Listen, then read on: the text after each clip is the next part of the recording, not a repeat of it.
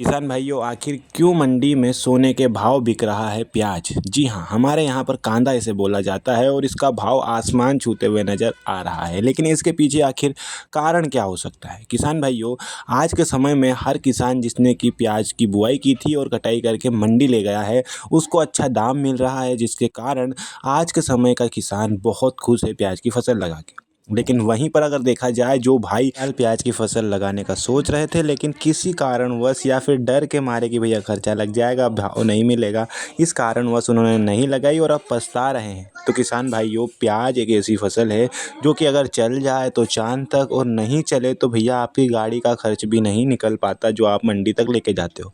क्योंकि हमारे भैया के साथ एक बार ऐसा हुआ था कि उन्होंने प्याज की बुआई करी, उनको प्याज भी बहुत अच्छा निकला, लेकिन भैया मंडी में भाव 2 रुपये किलो था और उसके कारण जब वो इंदौर लेके गए उस फसल को बेचने के लिए, तो भैया वहाँ पर उन्हें 2 रुपये किलो का भाव मिला और वहाँ से वो गाड़ी का खर्च भी नहीं निकाल पाए। तो हमें ऐसा कुछ नहीं करना चाहिए किसान भाइयों। हमें खेती करने से पहले उसके बारे में पूरी रिसर्च करनी चाहिए और उसके बारे में पूरा पढ़ना चाहिए कि भैया इसको कैसी कंडीशन चाहिए, कब भाव मिल सकता है, कब बुआई करें, कैसे बुआई करें, पानी कितने दें, खाद कितने दें, किस तरीके से सिंचाई करें।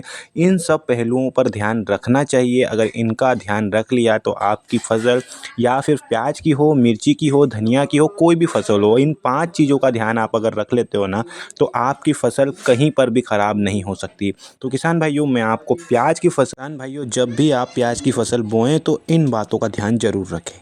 सबसे पहली बात है कि मिट्टी का चुनाव आप कैसे करते हैं। आपको अधिकतर ये सुनने को मिलता है कि पूरे भारत में प्याज की फसल बोई जाती है और उत्पादन भी लिया जाता है।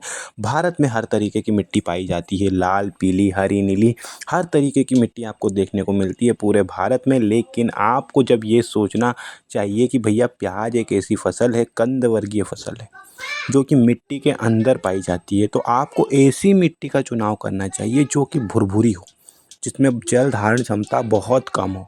और वैसे भी यहाँ पर पानी की कम ही आवश्यकता होती है, क्योंकि ज़्यादा पानी अगर हो जाएगा तो सड़न लग जाएगी, क्योंकि मिट्टी के अंदर कोई चीज़ रहेगी। आप खुद सोचिए, आप कोई सा भी दाना लीजिए या फिर कोई सा भी बीज लीजिए, उसे मिट्टी के अंदर डाल दीजिए और पानी डाल दीजिए, ज़्यादा चांस ये है कि वो चीज़ सड़ने लगेगी। तो वही प्याज के साथ भी होता है। प्याज एक मिट्टी में रहने वाली फसल है, इसलिए आपको पानी और मिट्टी का चुनाव करना सबसे इम्पोर्टेंट हो जाता है।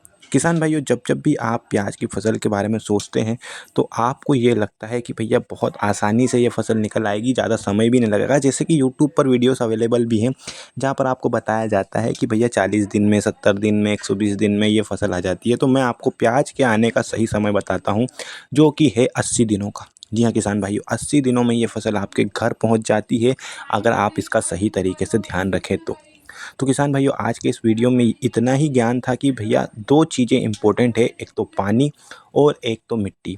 मिट्टी जल धारण क्षमता कम रखने वाली होनी चाहिए और पानी भी बहुत कम। आप पूरे 80 दिन में इसे केवल 3 से 4 पानी दीजिए, 4 मैक्सिमम, इससे ज़्यादा आप पानी देने की कोशिश ना करें, वरना आपकी फसल में सड़न लग सकती है। किसान भाइयों, आज के इस वीडियो में इतना ही।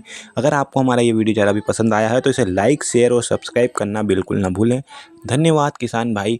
यूट्यूब चैनल का ध्यान रखिए, हमेशा हमारे वीडियोस देखते रहिए। आपको ज़्यादा से ज़्यादा इन्फॉर्मेशन देने की जिम्मेदारी हम अपने सर लेते हैं। किसान भाइयों, धन्यवाद। आपसे मिलेंगे अगले वीडियो में, तब तक अपना ख्याल रखें, स्वस्थ रहें, अपनी फसल का ध्यान रखें और खेती में ध्यान लगाएं। धन्यवाद।